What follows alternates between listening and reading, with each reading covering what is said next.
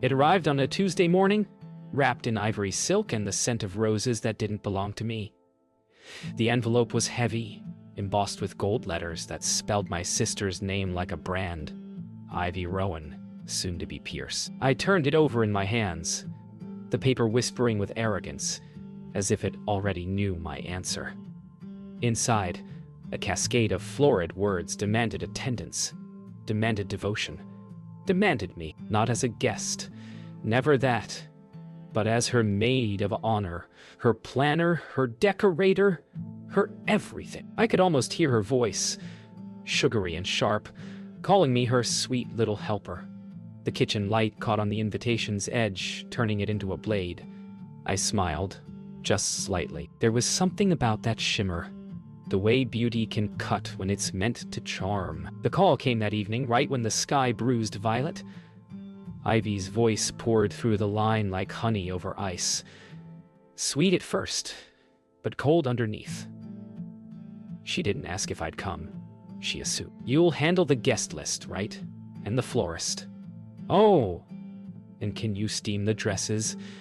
I said nothing at first, staring at the peeling paint on my wall as she filled the silence with orders disguised as affection. Each word felt rehearsed, a melody she'd played all her life, and I danced to it without question.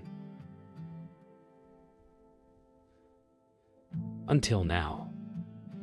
When she paused to breathe, I asked softly, "Do you want me there as your sister or your servant?" She laughed. That brittle, perfect laugh. Don't be dramatic, Lila. And just like that, the bruise in the sky deepened. The next day, the house arrived before she did. Boxes piled on my porch. Linens, decor, centerpieces, a handwritten note that read, "Keep safe until the wedding. No please. No thanks. No warning." The deliveryman apologized for the wait, but not for the meaning. I stacked each box inside, one by one, feeling the air in my living room thicken with borrowed luxury. Her wedding had already invaded my home, and she hadn't even stepped foot in it. I brushed dust from one crate and caught a glimpse of her handwriting, looping and perfect on every label. Fragile. I whispered it aloud, not sure if it was about the glass inside or the relationship between us. By Thursday, Ivy arrived in person, flanked by vendors, and trailing the scent of expensive perfume. She swept through my small home like a queen inspecting her servants' quarters. Her eyes skimmed over everything, the chipped mug, the worn rug, with polite disdain. "You should really upgrade," she said, half smiling. "You'll look better in the wedding photos." I bit my tongue as she directed men to stack her things higher, wider, deeper, into my living room. Her laughter bounced off my walls like a chandelier shaking under strain. Somewhere between her orders and her charm, I realized I was already part of her wedding, just not in the way I ever wanted to be. That night after she left, I sat among the ruins of ribbons and wrapping paper. The air smelled like perfume and pressure. I found her to-do list left behind, a column of tasks written in that same looping hand. My name appeared over and over, like an unpaid signature. I stared at it until the words blurred into something else. A pattern of ownership. Outside, rain began to fall, tapping against the glass like quiet applause. I looked at the invitation again, now slightly wrinkled from my hands, and felt the smallest flicker of defiance. The kind that starts as a whisper before it becomes thunder. By the following week, my life was swallowed by lace and deadlines. Ivy's calls came in waves. Morning, noon, and night, her voice slicing through every quiet corner of my day. "Did you confirm the caterer? Did you polish the silver?" She never asked if I'd slept. My kitchen became her command center, a battlefield of checklists and ribbons. I ironed tablecloths until my fingers ached, answered vendors as if I were paid for obedience. The irony wasn't lost on me. I was her maid of honor, but mostly the maid. Every time I looked at the invitation on my fridge, I wondered if it mocked me. Still, I smiled through her demands, because that's what peace had always meant in our family. Surrender dressed as love. Ivy arrived unannounced that afternoon, spinning in her designer dress while I swept crumbs from the floor. "You're such a lifesaver," she said, eyes gleaming as she handed me another list. "You're so much better at this than the planner." It wasn't a compliment. It was a chain disguised as praise. I watched her twirl in front of the mirror she'd leaned against my wall, her reflection framed like a portrait of perfection, and I, the artist she forgot to name. I nodded when she spoke, smiled when she frowned, but inside a quiet rebellion grew. Not rage, not even resentment, just the realization that her love was conditional, her affection contractual, and I was finally reading the fine print. By the third day, my hands smelled of bleach and roses. Ivy's perfection had a scent, sterile and sweet, impossible to erase. I scrubbed dishes that weren't mine, arranged flowers for guests I'd never meet, and stitched lace into dreams that didn't belong to me. She flitted around like a director, calling out commands with champagne in hand. I caught my reflection in the silver trays and barely recognized the woman staring back. Sleeves rolled, hair undone, eyes hollowed by obligation. Somewhere between her laughter and my silence, I realized the truth. She didn't want a maid of honor. She wanted proof that someone would always be beneath her. When I finally told her I was tired, she smiled like I'd told a joke. "You're just stressed," she said, brushing imaginary dust from my shoulder. "You've always been so sensitive." Her words were honeyed poison, sweet enough to swallow, bitter once inside. She promised it would all be worth it, that family was about sacrifice. I wanted to believe her. I wanted to think this was love, just wearing different clothes. But every time she spoke, I saw a child inside her, desperate to control the world because she couldn't control herself. I set down the bouquet I was trimming, looked her straight in the eye, and whispered, "I'm not your staff, Ivy." The silence that followed was the first honest thing between us in years. That night I lay awake, surrounded by the scent of roses and regret. My phone buzzed with messages from her. Reminders, corrections, expectations, all delivered like scripture. I didn't respond. For the first time, I let the silence answer for me. Outside, the wind pressed against the window, rattling the frame like a warning. I thought about the years I'd spent earning her approval, the invisible currency of family peace. It had bought me exhaustion, guilt, and a role I never auditioned for. But as dawn crept in, something inside me shifted. I realized love shouldn't feel like labor.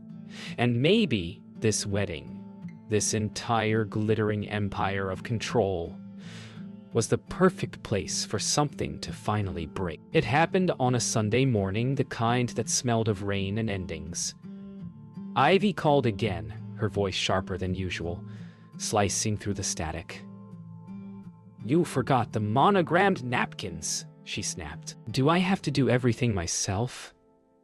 I looked around at the chaos her perfection had left behind. Ribbons, dishes, wilted flowers, and something in me cracked, quiet but final.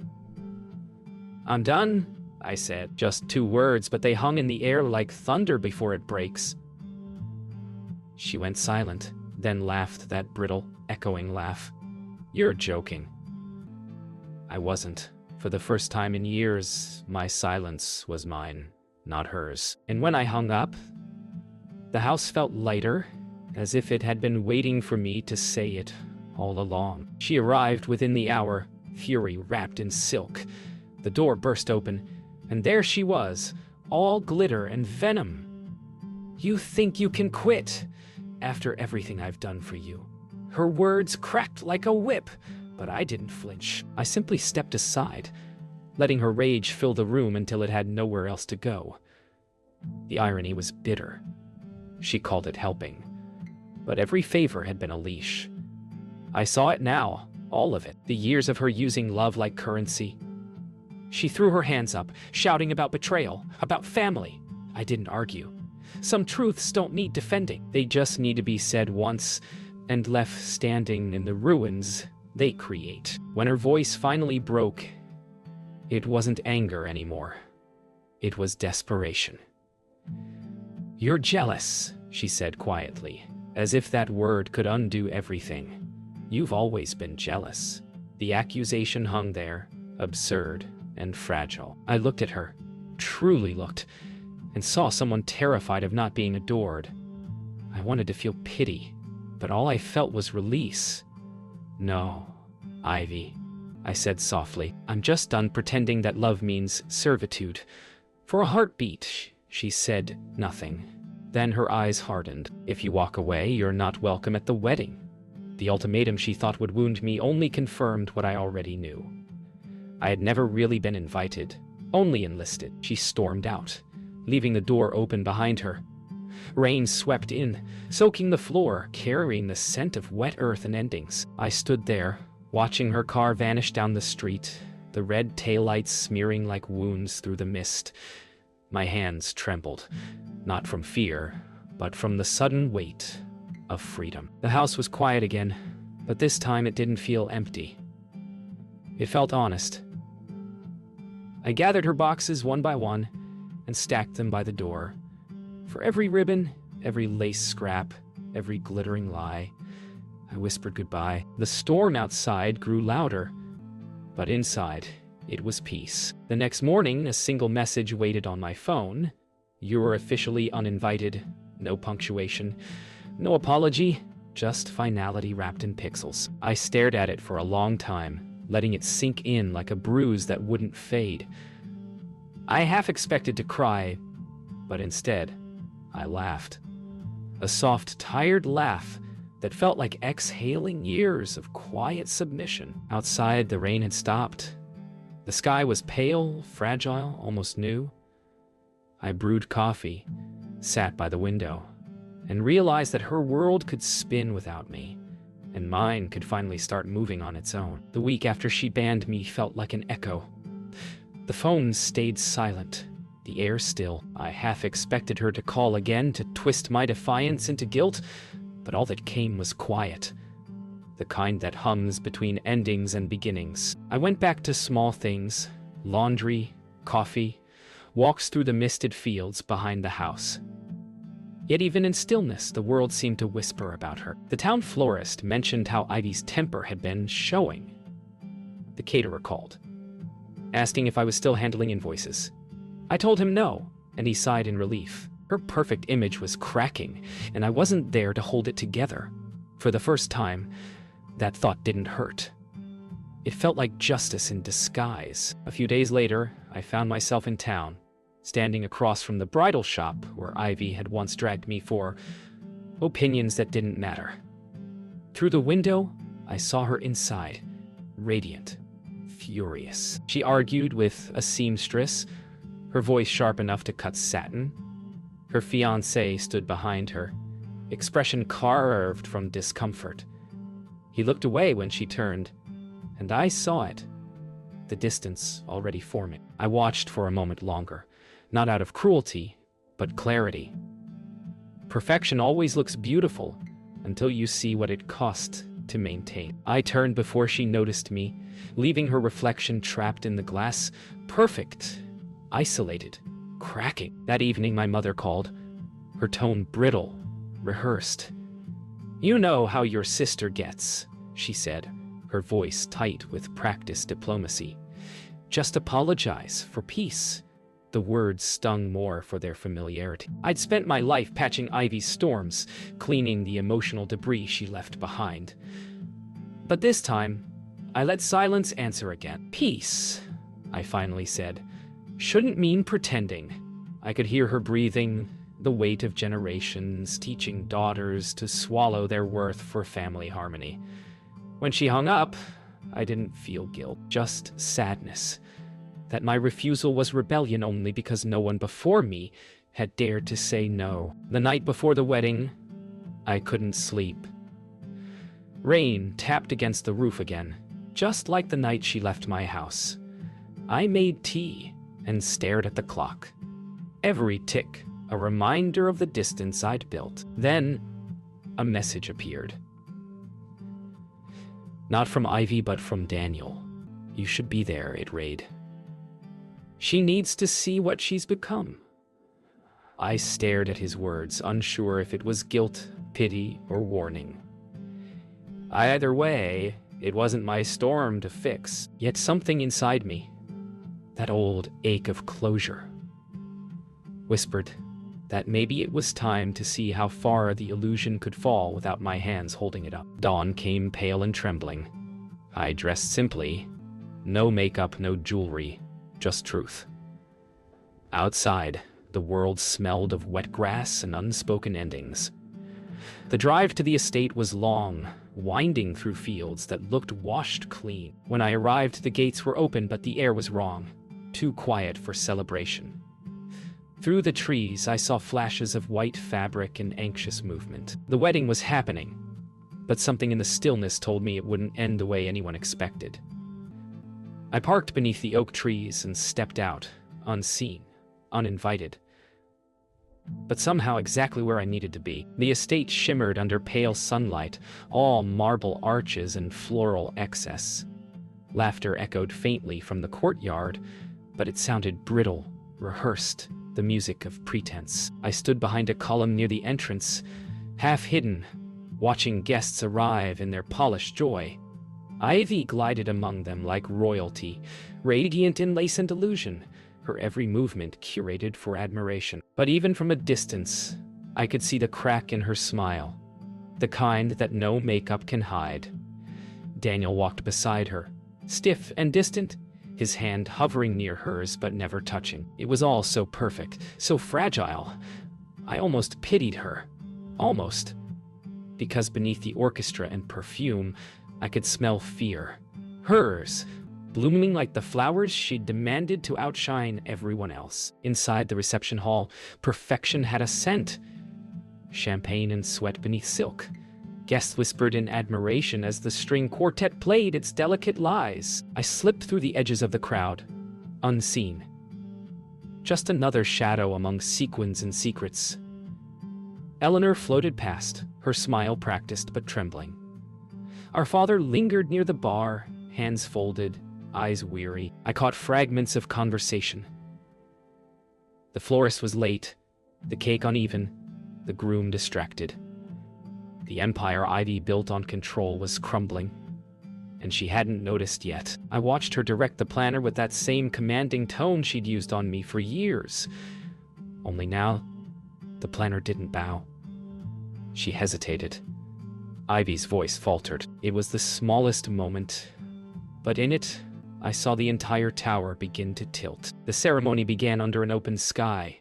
White petals floated down like blessings, but they fell too fast, too heavy, like snow in a storm pretending to be peace. I stayed at the back, hidden among the last rows, as Ivy walked down the aisle. Gasps followed her, as if beauty itself were a performance worth worshipping. Daniel waited, his smile practiced but brittle. When she reached him, he didn't meet her eyes. The officiant began to speak, but the words blurred behind the pounding of my heart. Maybe it was nerves. Maybe it was knowing the truth was closer than anyone realized. Because just before the vows, a voice broke the silence. A quiet, trembling voice from the front row that would unravel everything. It was Daniel's mother who spoke first. "Before you say your vows," she said, her voice trembling, "there's something my son needs to tell you." A ripple passed through the guests. Confusion, shock, curiosity. Ivy froze mid-step, her perfect smile shattering into disbelief. Daniel looked down, his hands shaking. "I can't do this," he whispered. Words that carried farther than he meant. The officiant hesitated. The world held its breath. Ivy's bouquet slipped from her grasp, petals scattering like a broken promise.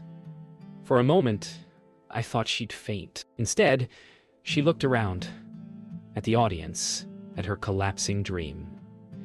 And when her gaze brushed mine, across the sea of gasps, the truth passed between us.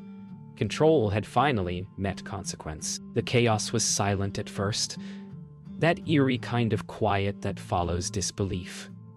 Then came the whispers, the camera clicks, the restless shifting of hundreds of stunned witnesses. Ivy turned toward Daniel, pleading without words, but he couldn't meet her gaze. "I'm sorry," he said, voice cracking under the weight of truth. "I don't love who you are when people are watching." Gasps rippled like thunder. I felt a pang. Not triumph, not joy, but release. The illusion she'd built finally fractured under its own glass. She tried to speak, to save face, but no one listened. The orchestra stuttered, the officiant stepped back, and petals kept falling, as if even the sky refused to stop the unraveling. I stepped away quietly, leaving her in the ruins of her own perfection. I didn't stay to see her fall apart, but the sound followed me. The murmur of scandal. The brittle echo of her name breaking in 100 mouths. From the garden path, I looked back once. Guests swarmed like moths around the chaos, cameras flashing, voices layering shame into spectacle. Ivy's mother clutched her pearls. Our father stood motionless, the embodiment of quiet ruin. The estate, her empire of control, was unraveling thread by thread. I should have felt satisfaction, but instead, there was only stillness. Because this wasn't revenge. It was revelation, the kind that burns away illusion and leaves only truth behind. By the time I reached the car, the music had stopped. Through the open window, faint voices carried, accusations, sobs, apologies that came too late. I leaned against the car door, hands trembling, heart steady. The air smelled of rain again, as if the world itself was washing away the lie. In the rearview mirror, I saw Ivy stumble down the steps, her dress dragging through mud, mascara streaking her porcelain face. She wasn't a villain now, just human, terrified, small.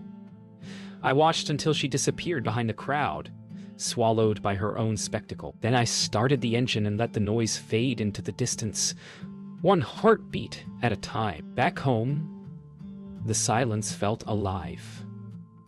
I lit a candle, not out of ritual but gratitude, for endings that arrive without permission yet always on time. My phone buzzed non-stop, missed calls, messages, the family's unraveling written in text. What happened? She's hysterical. Why weren't you there to stop it? I put the phone face down, letting it vibrate against the table until it fell silent. In the flicker of the flame, I saw something new in my reflection. Not victory, but peace. Because freedom doesn't always roar. Sometimes it arrives in quiet defiance, in the decision to no longer pick up the pieces of someone else's chaos. It was near midnight when my father came to the door. He looked older than I remembered, his suit damp, his eyes hollow. "She asked for you," he said quietly. I hesitated, the weight of years pressing between us. "And what did you tell her?" I asked. He sighed, the sound like something breaking gently, that she'd have to clean up her own mess this time. For a moment, we just stood there, two survivors of the same storm, bound by love and exhaustion. He reached out, squeezed my shoulder once, and left. The night swallowed his footsteps, and I knew then. Some families rebuild, others learn to live with the ruins. The next morning, sunlight returned like forgiveness. News of the wedding's collapse spread through the town like wildfire, each retelling sharper, sadder, more theatrical than the last. I didn't read the headlines. Instead, I opened my window, let the fresh air in, and began to clean. Not out of duty, but renewal. The boxes she'd left behind still stood by the wall. Relics of a version of me I no longer recognized. I carried them outside one by one, setting them by the curb. Lace, glassware, perfection. All waiting for collection. When I closed the door, the house felt lighter, the silence softer. It didn't sound like loneliness anymore. It sounded like my own life, finally beginning. A week passed before I saw her again. She came without warning, standing on my porch in yesterday's makeup and tomorrow's regret. The once flawless bride looked smaller now, stripped of her glittering armor. She didn't speak right away. She just stared at the house where everything had begun to unravel. When she finally did, her voice was fragile, a sound I hadn't heard since we were children. "I didn't know how to stop," she whispered. Everything had to be perfect.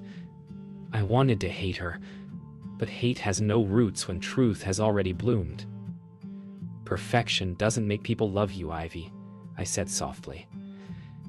"It just makes them afraid to tell you when they don't." The silence that followed wasn't war. It was surrender. We sat on the steps for a long time, the air heavy with the scent of rain and remorse. Ivy talked, not about the wedding, but the years before it, the loneliness hidden behind applause, the exhaustion of performing a life instead of living one. I listened, the same way I used to, but this time I didn't offer to fix her. I just let her speak until her words ran out. When she finally looked up, her eyes were clearer. Not soft yet, but real. "You're free of me now," she said with a trembling laugh. "Maybe that's the best gift I'll ever give you," I smiled. Not out of triumph, but forgiveness. Sometimes the hardest kind of love is letting go, without bitterness. When she left, she didn't say goodbye. Only, "Take care of yourself," which in our language meant "I'm sorry." I watched her car disappear down the same road she'd once stormed away on, and for the first time it didn't feel like loss. It felt like release. The wind carried the faint echo of her laughter. Not the brittle kind, but something fragile, rebuilding. I turned back to my house, my sanctuary, and felt the weight lift from the air. Family doesn't always heal together. Sometimes it heals apart, quietly, at a distance that finally makes forgiveness possible. Weeks later, I received a small envelope. No gold, no silk, no scent of roses. Just plain paper and ink. Inside was a photo. Ivy at a seaside cabin, hair undone, smiling without effort. No signature, no word. She didn't need to write them. I placed it on my shelf beside an old childhood picture of us. Two girls in muddy boots, laughing before the world taught us to compete. The images didn't match, but maybe they didn't need to. Healing rarely looks like symmetry. Sometimes it's just knowing you survived the same story and came out as different people. The seasons turned and the estate eventually sold. The tabloids forgot her name. The town moved on, and so did we. I planted a garden in the backfield that spring. Small, quiet, alive. Each bloom felt like a promise that beauty could exist without performance. On quiet evenings, I'd sit on the porch and watch the light fade across the hills, feeling no bitterness, no debt, just peace. In the distance, I sometimes imagined the faint chime of wedding bells carried by the wind. Not haunting anymore, just memory. Some stories end in chaos. Ours ended in stillness, and in that stillness I found something Ivy never could. The kind of perfection that doesn't need witnesses.